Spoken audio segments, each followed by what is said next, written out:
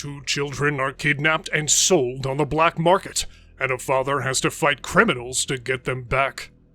In Honduras, a little girl is playing the drums and singing in her bedroom. A mysterious woman hears her voice by the window, and she knocks on the door. She asks for the little girl's father. The woman can see that the family is poor, so she decides to offer the girl an opportunity. Her father, Roberto, walks into the room. The woman introduces herself as Giselle, a former beauty queen. She tells Roberto that his daughter, Rocio, has great talent. Representing an agency for child stars, she promises the family fame and prosperity. During the conversation, Miguel, Rocio's little brother, walks in the door. Giselle notices him as well, and she decides to invite both of them to audition. Thinking Lady Luck finally started smiling at his family, he agrees to take the children to the audition. Roberto takes Rocio and Miguel to the studio. They meet a group of innocent children auditioning at the agency. Because the photo shoot would take a long time, Giselle tells Roberto to come to pick his children up later. The father reluctantly agrees and leaves his children at the studio. When he comes back, he is shocked. The studio is empty. The studio is no longer there, and the building is dark. Panicked, he runs to the hall looking for his children. Giselle and the children are inside a van. The driver closes the door, and the children are hauled off to a new destination. Meanwhile, in California, Tim Ballard, an agent for Homeland Security, is on the trail for Ernst Oshinsky. He is suspected of downloading illegal, mature content off the internet, and they are waiting for Ernst to start downloading his new clip. As soon as the player starts loading, Tim and his team storm the criminal's home, and they tackle him to the ground. Tim Ballard is happy that they captured yet another predator.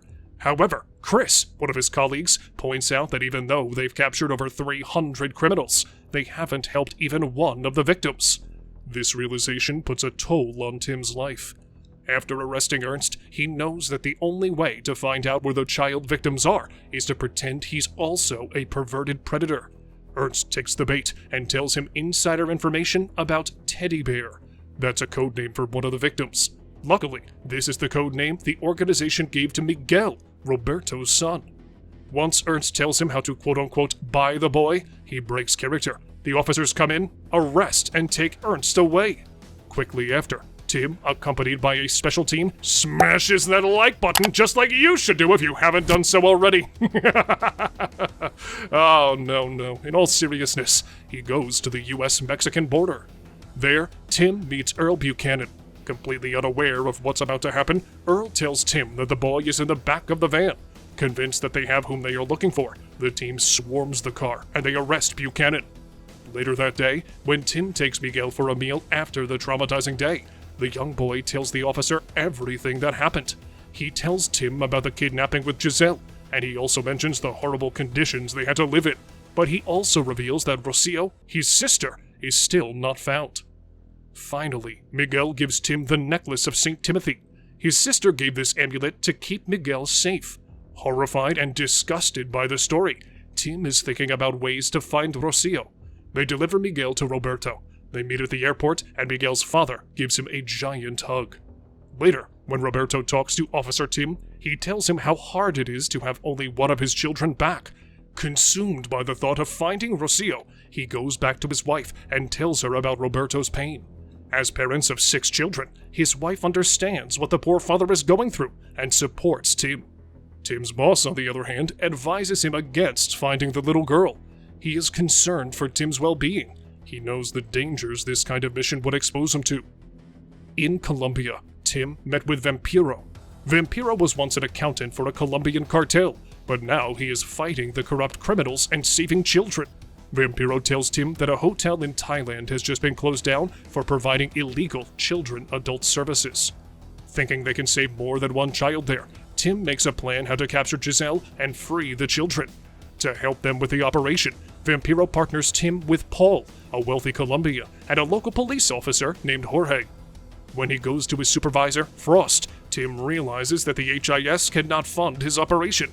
Instead of abandoning his mission and returning to the US, Tim hands in his resignation and continues the hunt.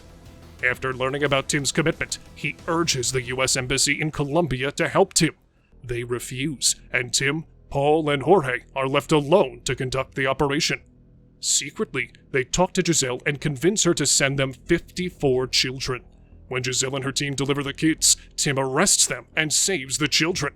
However, Rocio is still not among them.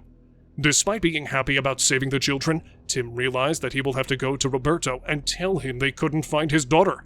Instead, he interrogates Giselle and her associates. After short questioning, they find out Rocio has been sold to the Revolutionary Armed Forces of Colombia. This criminal organization operates out of the Amazonian rainforest. The jungle wilderness is considered a no-fly zone, and they couldn't access it even with the help of the Colombian government. If you enjoyed the video and you want to see more, gently tap the subscribe button and get a thank you from our editors. Tim doesn't give up. After talking to Vampiro, the man tells his 3 agents that only doctors are allowed in the rebel territory. Tim immediately forms a plan. He suggests they pose as doctors and sneak past the armed guards. At first, Jorge is against it, but he later agrees. Afterwards, Tim and Vampiro board a boat. They pretend to be doctors that come for a medical emergency. Before they could tell the rebel forces what they came for, they instantly start shooting at them. Luckily, no one got hurt, and they inform the criminals that they need to tend to those in need. The rebel forces agree to let them in the region, but under one condition. Only one of them can enter. Tim goes deep within the Amazon rainforest, while Vampiro has to wait for Tim to return.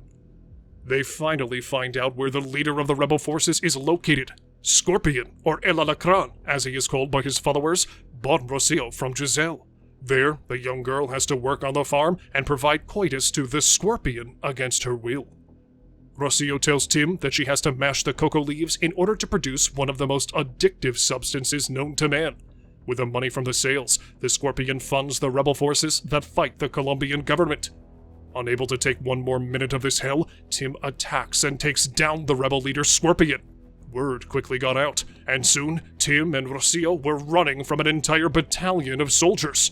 Despite the incessant fire, the officer and the little girl managed to escape to freedom. Right before they part ways, Tim gives Rocio the necklace of St. Timothy.